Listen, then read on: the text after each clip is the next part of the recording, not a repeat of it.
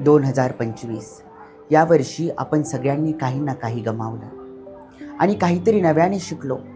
काही लोक नात्यांमध्ये हरवले, काहींनी सगळं असूनही रिकामेपणा अनुभवला, तर काहींना शांततेची स्वतःची किंमत कळली. यावर्षी आपल्याला एक गोष्ट मात्र जास्त समजली: हसणारा प्रत्येकजण आनंदात नसतो आणि शांत दिसणारा प्रत्येकजण ठीक नसतो. प्रत्येकजण आतून काहीतरी झेलत असतो, सहन करत असतो, फक्त बोलत नाही. जीवनात कुणीही कायमस्वरूपी राहत नाही. परिस्थिती कायमची एकसारखी नसते. पण जेव्हा काही समजत नाही ना, तेव्हा धीर धरणं ही आपली सर्वांची मोठी ताकद असते.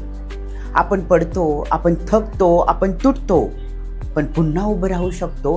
ही ताकद आपल्या आतच असते. यावर्षी आपण तुटलोही, पण शिकलोही.